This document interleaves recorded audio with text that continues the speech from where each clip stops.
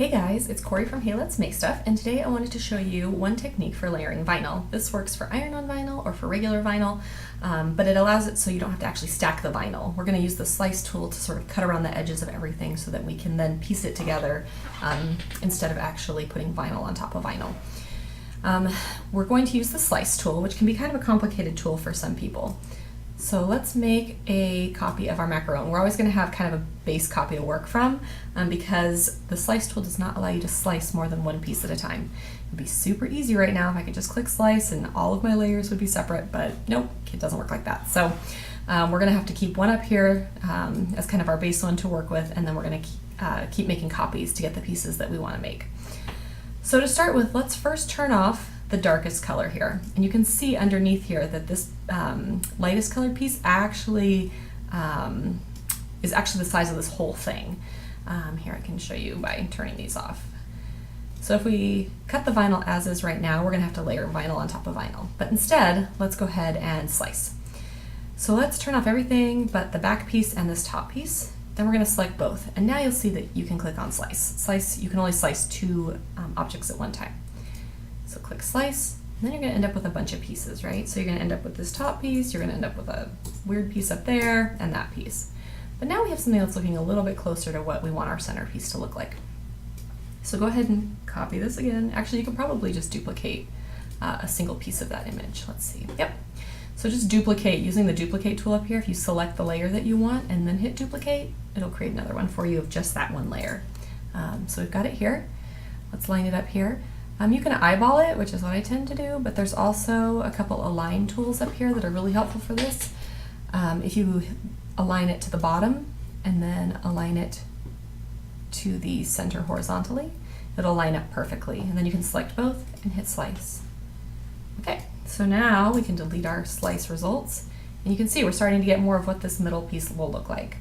Of course, it's not quite there yet because we have these extra little bits on either side, so let's duplicate each of these individual ruffly bits. I'm not even sure what those pieces are called.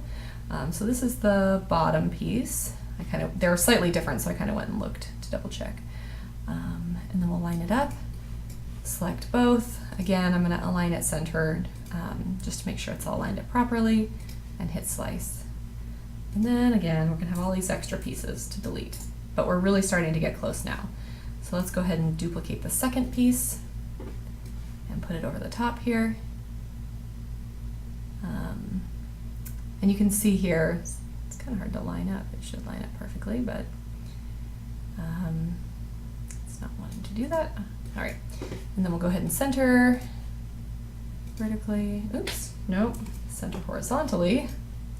I really like this align tool, but sometimes I'm just not paying enough attention. Let's see, center horizontally, and then slice. And again, you're going to end up with all these extra pieces. Go ahead and delete them. All right, so now you can see that we actually have this piece right here sliced out, which is really handy, right? It's exactly the shape we need it to be. Now let's create the others. So we want to duplicate this top piece, and we want to duplicate this other ruffly bit top piece. Let's put them on there together.